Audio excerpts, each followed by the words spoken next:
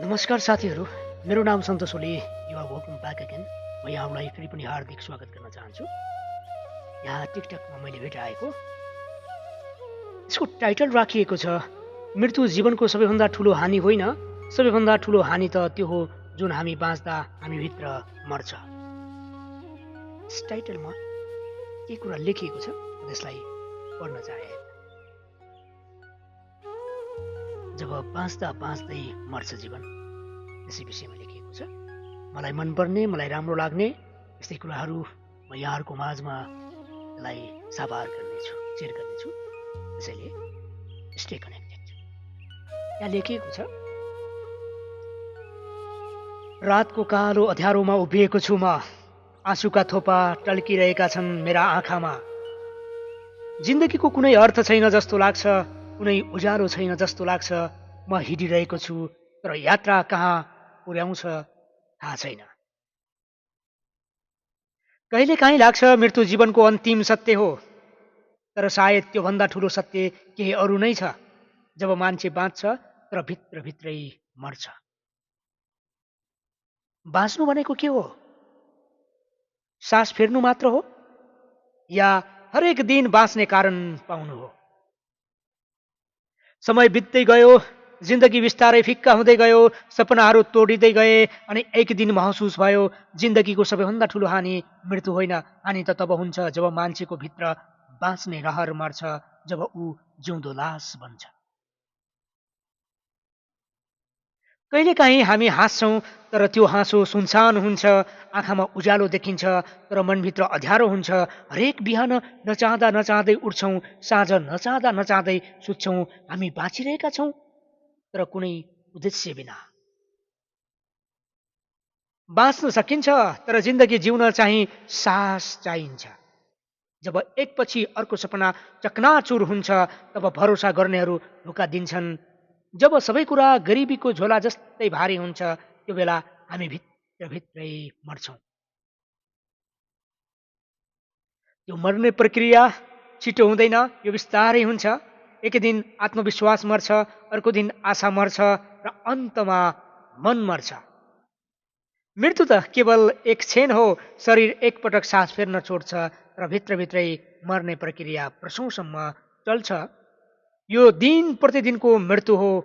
जब हामी आफैलाई बिर्सन्छौँ, जब हाम्रो सपनाहरू मर्छन्, जब हामी प्रेम गर्न छोड्छौँ, जब हामी आशा गर्न छोड्छौँ। मृत्यु त एक पलको हुन्छ तर बाँच्दा बाँच्दै मर्नु हरेक दिनको पीडा हो। र त्योभन्दा ठुलो चमत्कार के नै होला र, जब मरेका सपनाहरू पुनर्जीवित हुन्छन्। यसरी लेखिएको रहेछ, मलाई राम्रो लाग्यो, त्यसैले यहाँहरूको माझमा यो कुरा सेयर गरेँ।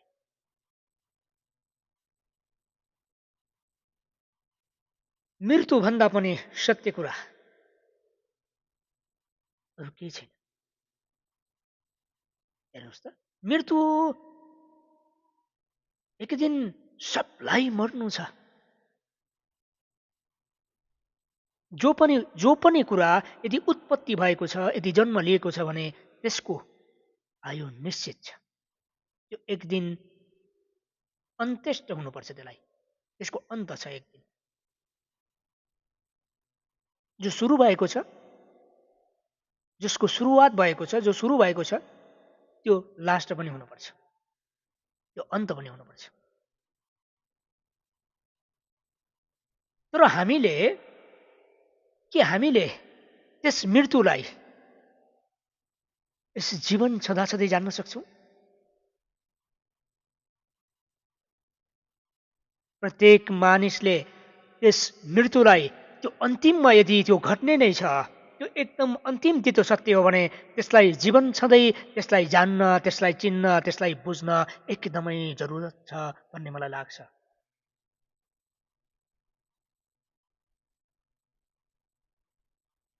किन हामीलाई यस जीवनको बारेमा मात्रै पढाइन्छ, त्यस मृत्युको बारेमा किन पढाइन्छ? हामीलाई त्यस मृत्युको बारेमा पनि पढाउन जरुरत छ जस्तो मलाई लाग्छ। हामीले त्यस मृत्युलाई जान्न, त्यस मृत्युको अनुभवबाट गुज्रिन, त्यस मृत्युसँग नजिक हुन, त्यससँग चिन्जान गर्न, त्योसँग चिर परिचित हुन, त्यस मृत्युसँग इन्ट्रोडक्सन गर्न प्रत्येक मानिसले जरुरत छ भन्ने मलाई लाग्छ। त्यो पढाइनुपर्छ भन्ने मलाई लाग्छ। प्रत्येक यो संसारका प्रत्येक युनिभर्सिटीहरूमा, स्कुलहरूमा, पाठशालाहरूमा मृत्युको पनि एउटा पाठ पढाइनुपर्छ, त्यहाँ मृत्यु सिकाइनुपर्छ भन्ने मलाई लाग्छ। त्यसैले त्यो मृत्युलाई जान्न, यस जीवन छँदै जान्न एकदमै जरुरत छ। हामीले जान्न यो पनि जरुरत छ कि हामी किन जन्मियौँ, के को लागि जन्मियौँ। म वास्तवमा यस धरतीमा अवतरित हुनुको कारण के थियो, म किन अवतरित भएँ, म किन आएँ। म मर्नुभन्दा पहिले म त्यस मृत्युलाई जानेर मात्र मर्न चाहन्छु। यति यसलाई चिन्तन गर्न, यसलाई सोच विचार गर्न पनि जरुरत छ। यति गर्नु पनि, म किन जन्मिएँ, यस धरतीमा म किन अवतरित भएँ, यति प्रश्न गर्नु पनि, यति चिन्तन गर्नु पनि यो भने सानो कुरा चाहिँ होइन। यदि आज तपाईँले यति प्रश्न उठाउनु भएको छ भने एक दिन त्यो कुरालाई पनि तपाईँ जानेरै छोड्नुहुनेछ। त्यसैले यति चिन्तन गर्न, यति मनन गर्न पनि जरुरत छ। यसै मृत्युलाई जान्नको निमित्त दिनमा 24 आवर 24 घण्टा हुने गर्छ। 24 घण्टामा तपाईँ 23 घण्टा जेसुकै गरे पनि 1 घण्टा मेडिटेसन गर्नुहोला, ध्यान गर्नुहोला, आफूलाई शान्त एकदम शान्तिमा केही नगर्ने, लेट गो भनेर निर्मम एउटा डेलिकेटेड बन्न, कोमल बन्न, एउटा सफ्ट बन्न त्यो आधा एक घण्टा आफूलाई छोडिदिनु होला। प्रत्येक दिन 1 घण्टा ध्यान गर्नुहोला। त्यसै ध्यानले एक दिन त्यस मृत्युलाई जान्नतिर, त्यस मृत्युसँग चिर परिचित हुन त्यसले मद्दत पुर्याउनेछ। है त। Thank you very much.